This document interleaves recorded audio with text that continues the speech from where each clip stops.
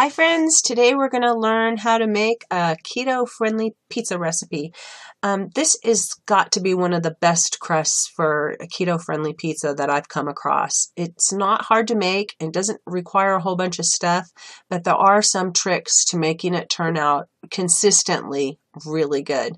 And surprisingly, even though it has cauliflower in it, it doesn't taste like cauliflower. I'm not a huge fan of cauliflower personally, so I was kind of leery about making this pizza, but let me tell you, it's really good and it's firm, so you can like bend it and pick it up like a normal pizza so you don't feel like you're depriving yourself. It's really good.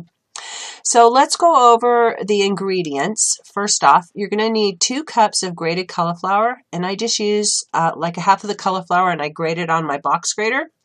And then you're going to need a cup of Parmesan cheese, a cup of mozzarella cheese, 1 egg, and 2 teaspoons Italian seasoning. Now for the secret to making this turn out great. You're going to want to get the moisture out of the cauliflower. So I do this by sticking it in my frying pan with no oil or anything. You're just going to dump it in there. And you're going to throw your Italian seasoning on top of it because this is a great place to incorporate it. And then you're just going to kind of stir it around and let the moisture evaporate. It takes about 5 to 10 minutes for this to happen, depending on how patient you are and whether you're going to do this on high or medium. I'm not a very patient person, so I'm always doing everything on high. If you're going to do it on high, you got to keep an eye on it and keep it moving. Of course, the higher you've got the heat, the faster this is all going to happen. Once you feel like it's mostly dry, then you're going to take it off the heat and let it cool off because we're going to be sticking egg in there and other stuff, and you don't want it to cook the eggs before you get it all incorporated. The next step is to dump all the ingredients into a bowl, a mixing bowl, and mix it all up really good. And then you're going to put it on a cookie sheet with a piece of parchment paper on it. The parchment paper is very important in this recipe. As you squish it out to make your pizza dough, it'll be about 8 inches across, 6 to 8 inches across. I'm not very good with measurements, so anyway, you're going to want to make a circle, and you're going to want to make it about 1/4 of an inch thick in the middle, but the edges you're going to want to make a little bit thicker than that so that it doesn't burn. If you make it too thin, or if you make it the same as in the middle, when you put it back in for the second time around, when you put the toppings on it, then it's going to be all burnt on the edges, and no one really likes that on their pizza. So you're going to pop it in the oven at 400 degrees. You might want to just have the oven heating up while you're making the dough so that when you put it in there, you're going to put it in for about 10 to 12 minutes, and you're going to watch for it to look like this. It'll be nice and golden brown and not burnt on the edges. Those are just like little leftover bits that I didn't incorporate into the crust. So the crust is not burnt at all. And here's another secret tip. You must let it cool on a baking rack. If you let it cool on that parchment paper, it's going to be soggy and gross. So put it on the parchment paper, and then I use the parchment paper to put it on the rack, and then I peel the parchment paper out from under it. Let it sit on the rack until it's good and cool, and then it will be like this. That's my hand up there in the left-hand corner. So I'm holding the pizza upside down or on its side so you can see that it's flexible.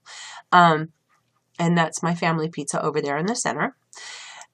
Once you've got it good and cooled off, then you're going to want to put toppings on it. And I use a tablespoon of tomato paste just right out of the can. And that's my family's pizza because they're not keto.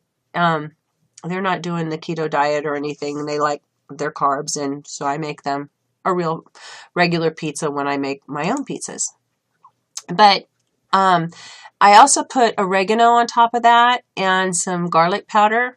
And you might give it a swirl with olive oil if you're going for that real authentic flavor. And then I topped it with pepperoni. I use turkey pepperoni because I am a kosher keeper. I don't eat pork. So But if you're not into keeping kosher, then you can use regular pepperoni or hamburger or chicken, or really the sky's the limit as far as meats go, sausages, whatever. Just sprinkle them around on there. And then you're going to want to throw some more cheese on top. And I happen to have basil plants growing, so I threw some basil on there. And you'll notice that I do not have a piece of parchment paper under here. Big mistake. It was really kind of difficult to get it onto the baking rack again. So at this point, you're going to want to stick it back on that parchment paper before you start decorating it. And then you're going to want to put it back in the oven at 400 or 425 for about 10 to 15 minutes. Keep an eye on it.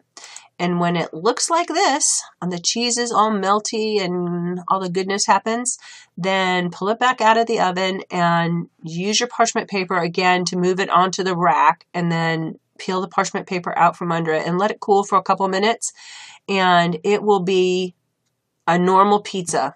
It'll taste like a normal pizza to you. I was so amazed when I tried this the first time, and I've made it several times since then, at how good this really does turn out. So don't deprive yourself of the fun of having, pizza movie night with your family because you can't eat carbs. We'll talk to you again soon. I'll put the links down below for joining our Facebook group to keep up to date with all the keto friendly stuff that we're doing, and we'll talk to you soon. Okay, bye.